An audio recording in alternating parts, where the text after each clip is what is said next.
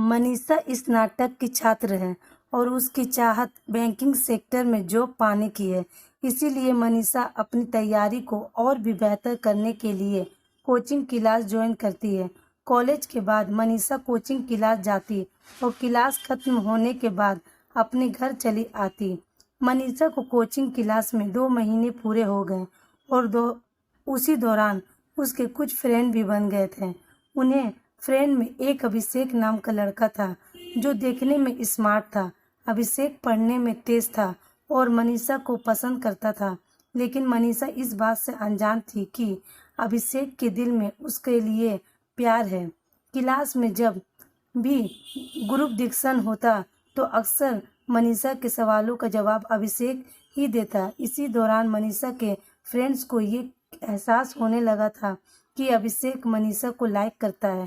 अभिषेक अपने दिल की बात मनीषा से कहने चाहता था, लेकिन कभी कहना की हिम्मत नहीं हुई। अभिषेक अब बैंक एग्जाम का नोटिफिकेशन आ चुका था। 3 महीने बाद एग्जाम होना था। अभिषेक को अब समझ में नहीं आ रहा था कि वो क्या करे, अपने दिल की बात बता दे या छोड़ दे।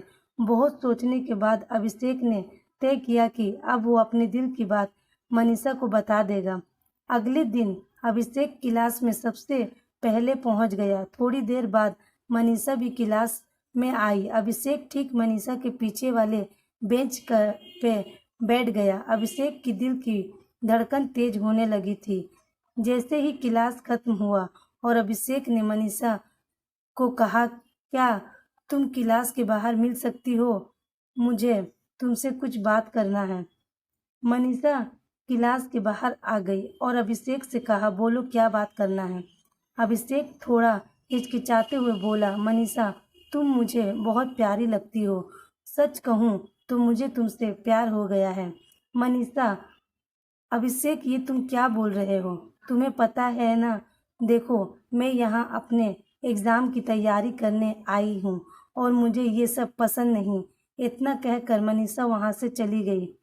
अभिषेक घर आकर ये सोचने लगा कि कहीं उसने अपने दिल की बात बताकर गलती तो नहीं की। अभिषेक अब अपनी ही बातों पर पछताने लगा। उसे समझ में नहीं आ रहा था कि अब वो क्या करे। रात भर अभिषेक मनीषा के बारे में ही सोचता रहा कि वो क्या मेरे बारे में अब क्या सोचती होगी। यही सोचते सोचते अभिषेक सो गया। अगले दिन जब अभिषेक क्लास गया तो मनीषा से नजरें चुराते हुए सबसे पीछे वाले बेंच पर जाकर बैठ गया। मनीषा पीछे मुड़कर अभिषेक की तरफ देखी तो लेकिन अभिषेक न उसकी तरफ नहीं देखा। क्लास खत्म होने के बाद अभिषेक सीधा अपने घर चला गया। मनीषा सोचने लगी कि आज अभिषेक ने मुझसे बात नहीं की, ऐसा क्या हो गया, और दिन तो वो मुझसे बात करता है। इसी तरह लगभग 2 महीने बीत गए, लेकिन अभिषेक ने एक बार भी मनीषा से बात नहीं किया। अब मनीषा से रहा नहीं गया और वो सीधा अभिषेक के सामने जाकर पूछते ही, अभिषेक तुम मुझे 2 महीने से नज़रअंदाज कर रहे हो, क्या तुम इसकी वजह बता सकते हो कि तुम ऐसा क्यों कर रहे हो? अभिषेक, मैं नहीं चाहता कि मेरी वजह से तुम्हारी तैयारी खराब हो, इसीलिए मैं तुमसे दूर रहता हूँ। मनीषा देखो, जब तुम मेरे पास थे तब मुझे कोई समस्या नहीं थी, लेकिन अब तुम मुझसे दूर रहते हो तो मुझे तकलीफ हो रही है। पता नहीं ऐसा क्यों हो रहा है। अभिषेक, क्या तुम मुझसे प्यार करती हो, हाँ या ना? मनीषा, तुम मुझे अच्छे लगते हो। अभिषेक, मतलब तुम मुझसे पसंद करती हो।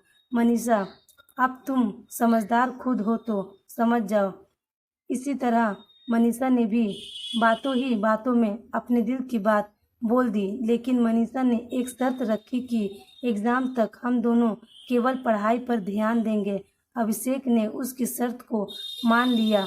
अब दोनों बहुत खुश थे और सारा ध्यान अपने एग्ज़ाम की तैयारी में लगाने लगे।